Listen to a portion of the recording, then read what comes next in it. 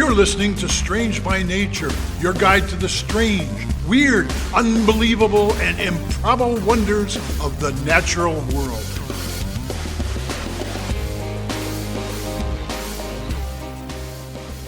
Hello, everyone. Thanks for being here today. I am Kirk Mona, and I am joined today by Rachel Ginza and Victoria Thompson. We are all professional naturalists who together have scoured the world for weird and wonderful wonders just to please your mammalian brain's desire for novelty. Isn't that nice? Let's do this. Hello, everybody. How's it going? Hey. Hi. It's going well. I'm having a Good to see you time. guys. Still don't have. Yeah, me too. Still do not have Lyme's disease. Always a good time to be here with the two of you. Oh, Always a good time. best day. I'm And starting. we're happy that Rachel does not have Lyme disease. Yes. So far, so good. Mm-hmm. Well, I'm starting things off this week, and I'm going to take us back to 2019, when forest ecologist James Dalling and his colleagues were doing some field work in a rainforest in western Panama. And they Okay. were there to look at how a certain coniferous tree gets its nutrients. And this is actually especially important in this particular forest because there are fairly poor soils, and also, it's a rainforest, so there's a lot of rainfall, Yeah. and that tends to leach the nutrients out of the soil. So, plants sometimes have to get kind of creative about getting nutrients. So, Right. Sure. James and his colleagues were going through the forest when their way was blocked by a group of tree ferns. If you Okay. are not familiar with tree ferns, they're pretty common in tropical areas.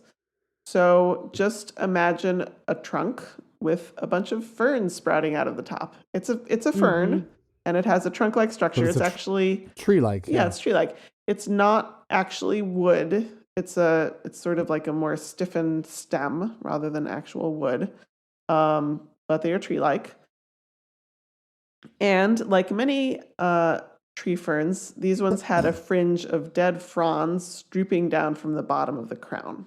If you think about Oh, sure. yeah, so the green ones Okay. are kind of sticking up, and then the brown dead ones are hanging down. The old ones are Right. kind of Yeah, starting to fall down. exactly. Kind of like palm Yeah, I leaves. can picture that. Exactly, yeah.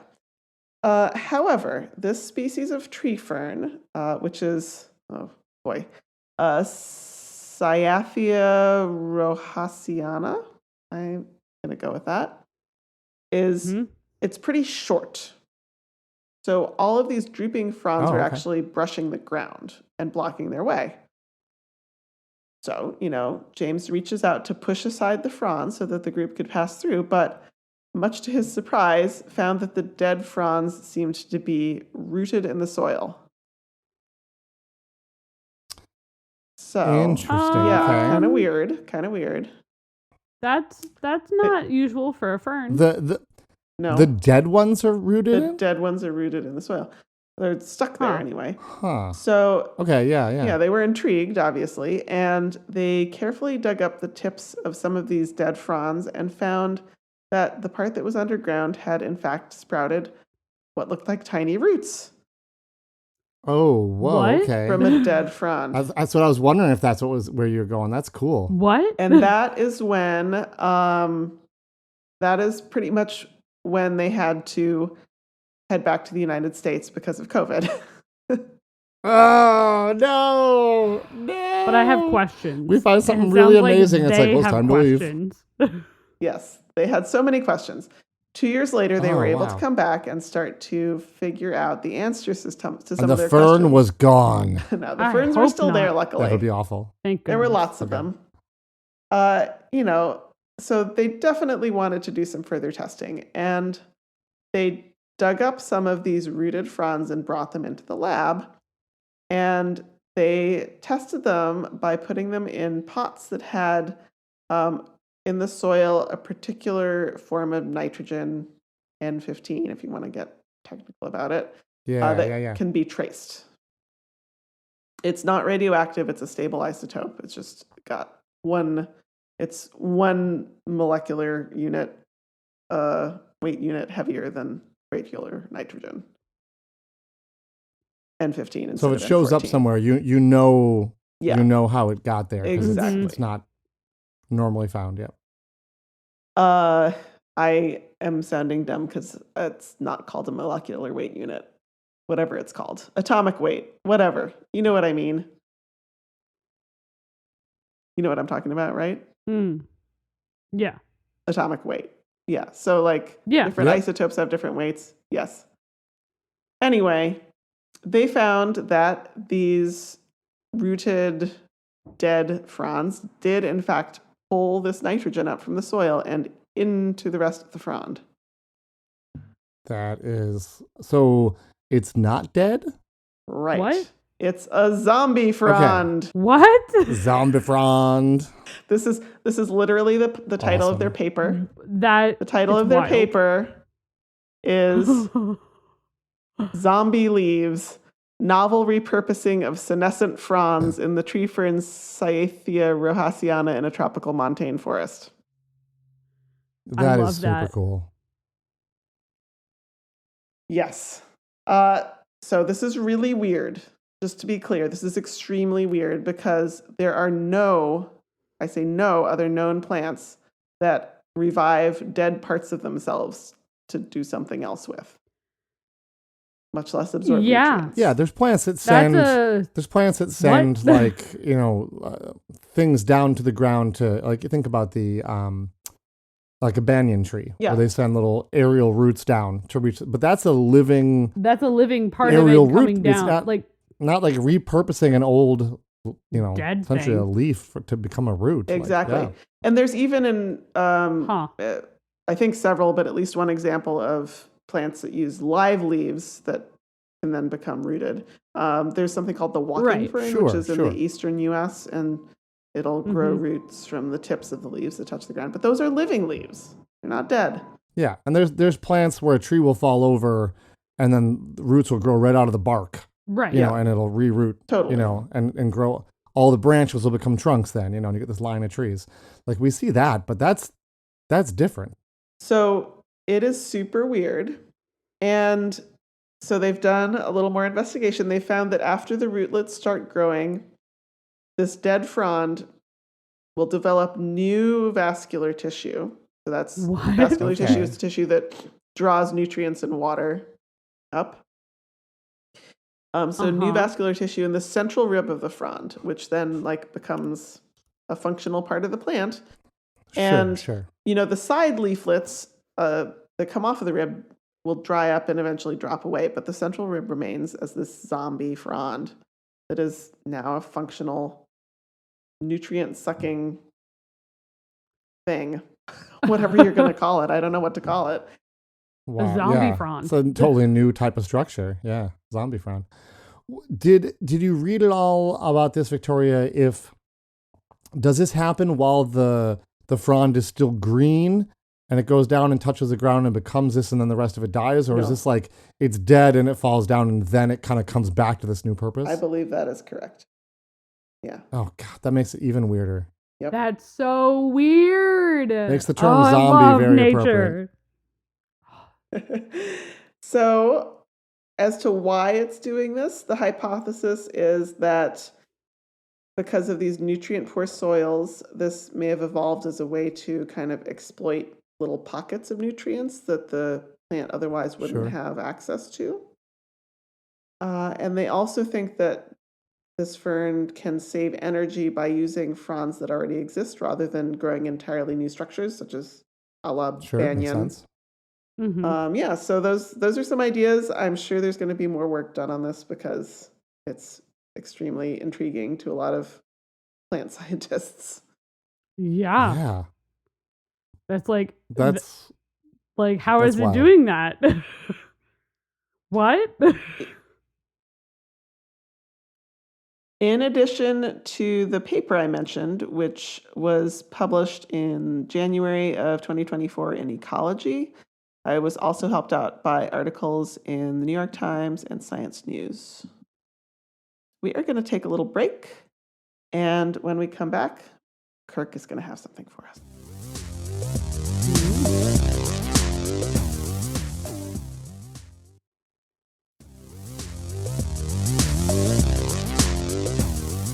The year is 1862. It is mid-spring in Tennessee. And It's It's 2024. For the purposes of my story, the year is 1862. It's mid-spring in Tennessee in Hardin County. Now today, as you pointed out in 2024, there are only 26,831 people living in all of Hardin County. But back in 1862, there were a lot more people in the county, and they didn't live there. There were, to be exact, we know this, we had this number, 110,053 visitors. What? In the county back on April 6th. That's a lot And you would of be visitors. correct in thinking that is a lot of people to be visiting a sleepy rural county, and you would be correct. It was In an the middle of especially large number of Tennessee. people back in 1862 in Tennessee. I searched around and I tried to find a comparable number. There were 110,000 people, so essentially the same number. Mm-hmm. And that at the time, that was the entire population of the city of Chicago in 1860. Okay. Oh my So, goodness. A lot of people. That's so many people. Why are they in the middle of Tennessee on this one particular these day men, in 1862? And they were, for the most part, men. Were not there for a music festival or a parade or a celebration of any kind. They were there, simply put, to kill each other. What? Oh, wait, this is a Civil War. Is this Civil War? Sure was. This was 65,085 Union soldiers and 44,968 Confederate traitors who met on April 6th, 1862, for what is one of the most horrific battles of the U.S. Civil War. Losses were heavy on both sides. The Union had 13,047 casualties, and the Confederacy had 10,699. It is said to be the battle that made both sides realize how bloody and awful this war was to be. See, which one is And this? historically, Shiloh? it is also the battle where the Union gained momentum and pushed to have strategic control of the South. This is today known, very good Victoria, as the Battle of Shiloh. A really ironic name I want to point out, since Shiloh means peace. Mm-hmm. Yep. Now, there's something important to know about a word I used a minute ago. I used the word casualty. And I think too often people assume the word casualty means death, but that's not what it means. No, Absolutely, also if you any die- type of injury as well. Yep. Yes.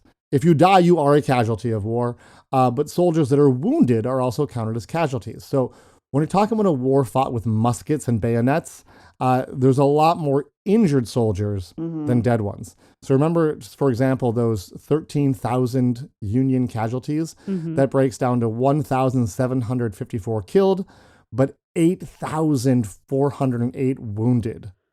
And another 2,885 either missing or captured. And even if we include the missing or captured, which seems like sort of this we don't know what happened to them number, even if you combine that with the killed, the number of injured still far outnumbers the number of dead on both sides. At least Uh, whether or not they survive for very long after they're injured is another question, right? yeah, these Yeah. numbers, I think these numbers are based on people who at least made it,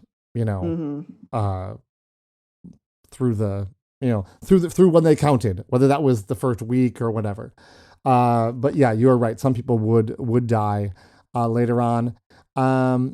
This rather morbidly brings us to this week's topic, because something strange happened to many of the wounded soldiers at Shiloh. Okay. Imagine, if you will, some 16,000 young men bleeding and wounded lying in the battlefields. Yeah. Medics could not get to them right away. They No. laid in dirty fields for hours. Just Many of think them the through the infections. night, maybe for multiple nights. Yeah, I mean, this was bad. But when the sun went down, these soldiers who were just in pain laying in these fields, they noticed something strange. There are many, many reports that soldiers' wounds started to give off an eerie green glow. Oh. What? And I'm sure that was a bit unnerving, though perhaps not the most unnerving would thing these think- soldiers went through that day, it's but 1862. very strange. The Lord is come to Yep. reap my soul. Yeah, that's Well, eerie it as is hell. funny. Funny you should say that, Rachel. Okay. Doctors and nurses treating the soldiers noted this phenomenon, Great. but they noticed something else as well. They noted that soldiers who reported their wounds glowing were more likely to survive than those whose wounds did not glow. Oh, The And it was Lord is actually enough of saving an me. effect, well, that people started to call this phenomenon angel's glow. right. Yep. I suppose the idea was that this glow was from a guardian angel who helped heal their wounds. Uh-huh. This is like a comfort to those experiencing the glow. But as my wife pointed out when I was telling her this story, how did the people whose wounds weren't glowing, Right. like, how did they I feel, would be right? so They snatched mad. your buddy and he's like, my wounds are glowing. This guardian angel is saving me. And you're like, what about me? Like, what the heck, did man? I My do? wounds aren't glowing. What did I do? Yeah. So that may have not been so helpful for the people whose wounds weren't glowing. So no guardian angel for you. Tough luck. Rude. But anyhow, this has been like a very interesting anecdote in history books for many years. And if we if we are to assume that the accounts are correct and the wounds really were glowing, and if we are also to assume that the reports of those with glowing wounds having a better survival rate, then what are we to make of this? What happened? Well, to many people, it sure sounds like bioluminescence. Yeah. You know, when you have you have something green and glowing at night, I mean, a lot of people's go-to is like, okay, that's some sort of bioluminescence. This is going to be probably the most common example of this that most of our listeners be familiar with is going to be things like fireflies Mm-hmm. or Hey, lightning Kirk. bugs, depending on what you call them, where you're from. Yeah. This maybe this is relevant, but do you know if the ones whose wounds glowed, was it a certain type of wound? I don't think it was specific to a certain type of wound. Okay. No. I asked Don't because like what that. if I was just thinking like, what if they ate something and their guts were Oh, exposed, interesting. kind of thing. Interesting. Yeah. Okay. No, I think it was wounds like all over their bodies, like a lot of, cuts and bullet holes and things like that. Okay. There are many creatures, especially bacteria, that can give off an eerie green glow. Mm-hmm. And it isn't unreasonable to assume bacteria, and lots of it, would end up in a Civil War soldier's wounds on a bloody, muddy, dirty battlefield. Mhm. And also, while bacteria are generally bad in wounds, it is conceivable that there could have been a protective effect from something that got on the wounds, perhaps even a bacteria, if it was a non-harmful bacteria that was like out competing the harmful ones, like that could have a protective effect. Sure. So there's been lots of sort of like speculation on this, but no one had really delved into it too deep. Now, to be clear, as we've stated many times in the show, even though we wish we had a time machine, even though it would clear up many scientific mysteries, we simply don't have one. But many now think, though, that perhaps the mystery of the glowing wounds has been solved. Or rather, it might be more conservative to say that we now have a plausible explanation for what was going on in Shiloh. Oh, do tell. Ooh. Back in 2021, a high school student named Bill Martin was visiting Shiloh with his parents, and he got interested in this story about the glowing wounds. I'm sure it was either written down somewhere, like a tour guide told the story, because why wouldn't you? It's an amazing story. Right. And he got really like keyed in on this. And like, this is really cool. I want to study this. I want to know more. And he asked his mom to help him solve the mystery. Now, sure, asking your mom for help is a pretty normal thing for lots of high schoolers to do, but I should probably point out at this point that Bill's mom was a microbiologist. Right. So I she was love that he probably asked more his equipped mom. than the average parent to help out with this task. Oh, So after looking at the site and the conditions that would have been present on the battlefield back in 1862 and on what species can be found there, they settled in on Photorhabdus luminescens as the likely culprit. ooh. And this is, as you may suspect, by the species epithet there of luminescens. This is a photoluminescent bacteria. But it's not so simple. It's not just that this photoluminescent bacteria maybe got into the wounds. You see, this particular bacteria lives inside nematodes Oh. that in turn live in the soil. Now, we talked about nematodes a little bit on the show. They're basically tiny worm-like creatures. They can range from microscopic to something you could actually just see in your hand. And speaking of seeing, that's where the bioluminescence comes in. So the bacteria in question has a symbiotic relationship with the nematode. The bacteria makes it glow, which actually makes it more likely to be seen and eaten by an insect. And I'm going, well, that's bad, right? But no. This nematode wants to get found by insects because it preys upon the insects. From the inside once out. it gets inside, from the inside out. Once the nematode gets inside the insect, it actually excretes the bacteria into the blood of the insect. And then the bacteria goes to work, creating powerful insecticides that can kill the insect from the inside within 48 hours. And then once it's dead, the bacteria also releases enzymes that sort of liquefy and break down the insect so that both the nematode and the bacteria can feed on it.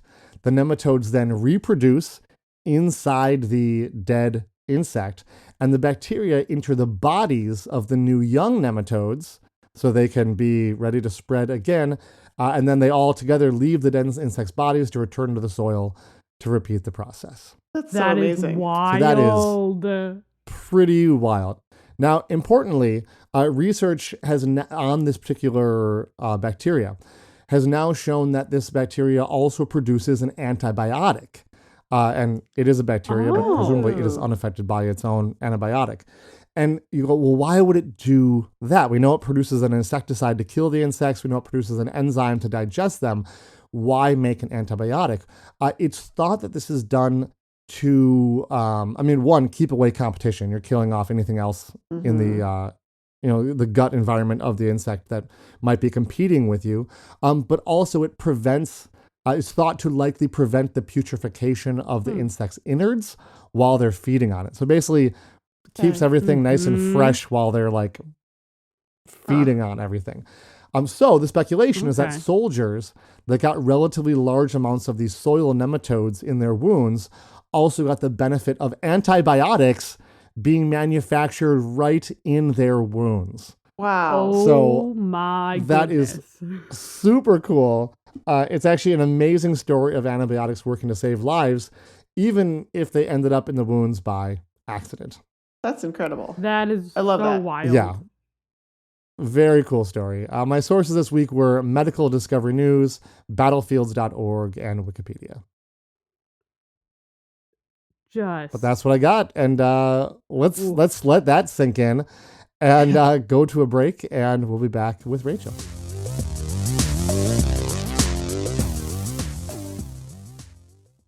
Welcome back, everyone.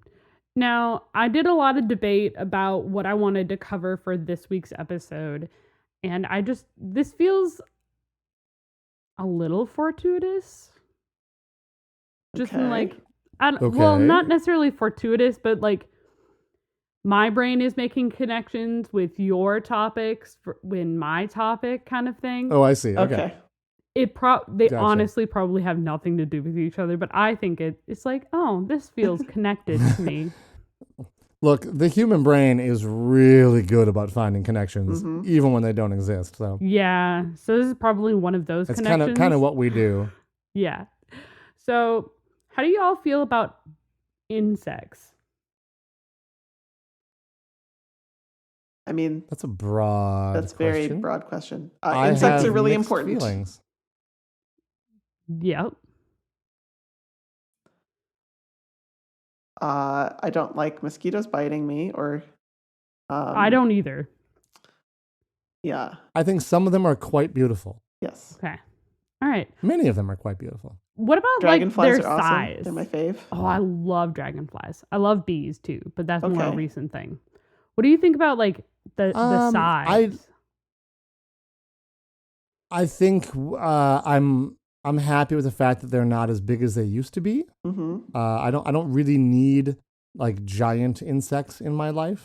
But most of them are a pretty manageable size. All right.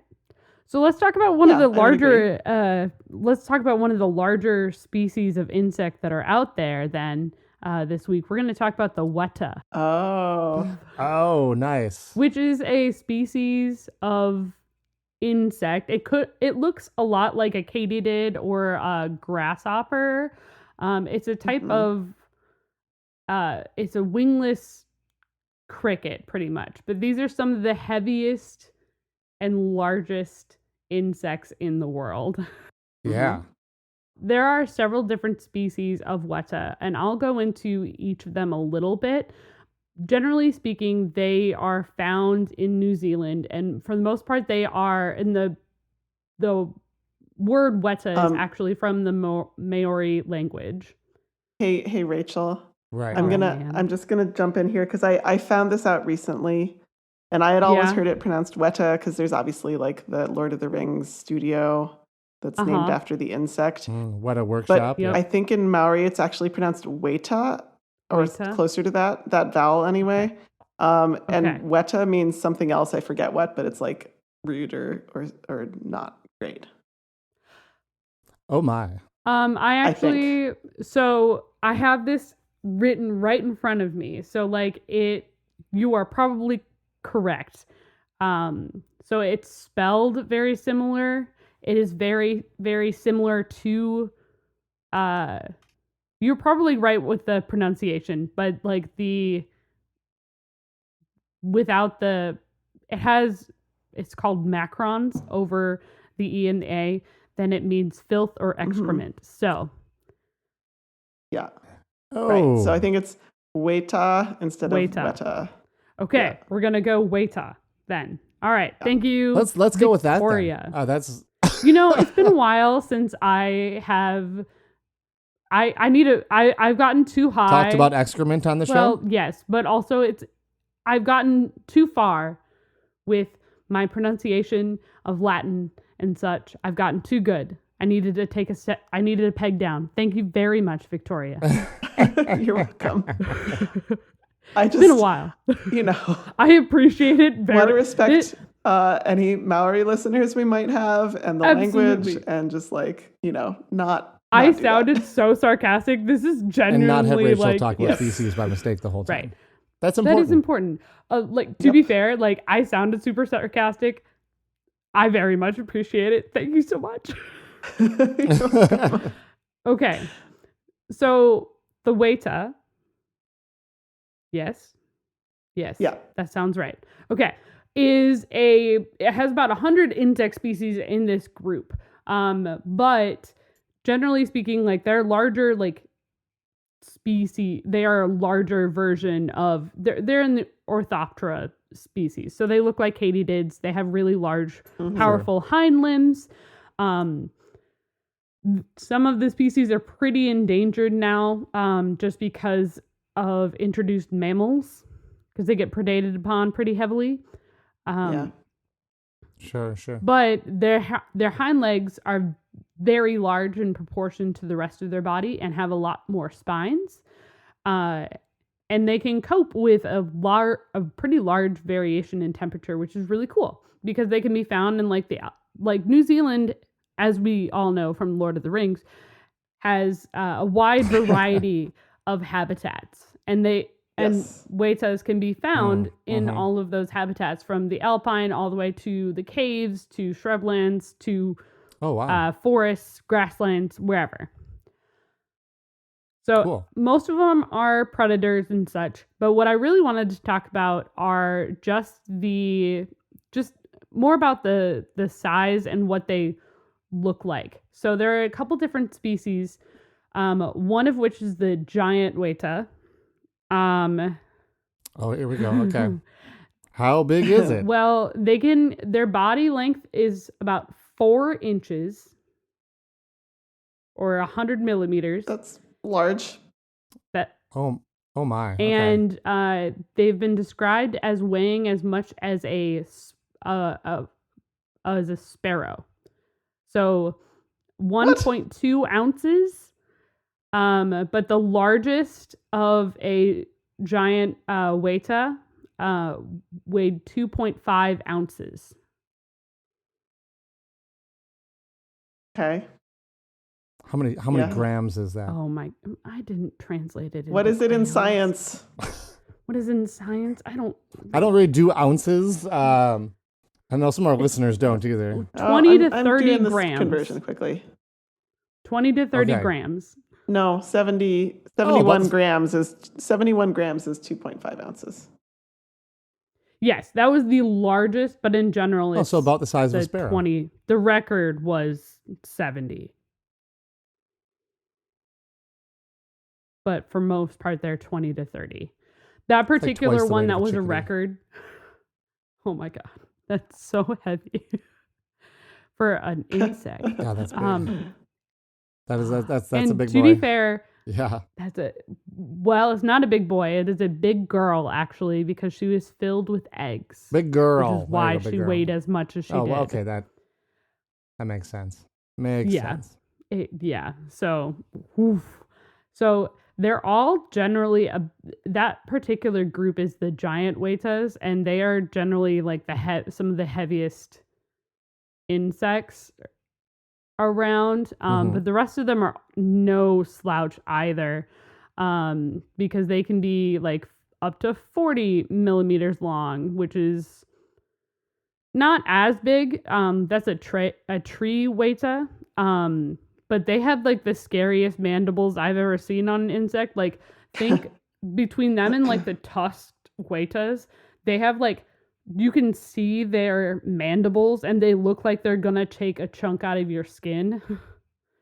Oh, boy. Like, they don't look like they will mess around if they bite you. And then the tusked Wētā, Right now, can they? yeah.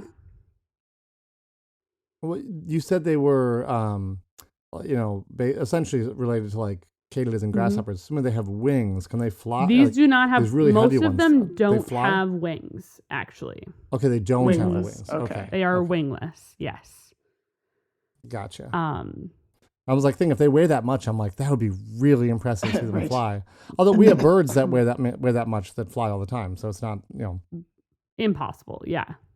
So a tusked Wētā they have long, in addition to their mandibles, they also have long curved tusks, like actual, like think like warthog kind of tusks Oh, wow.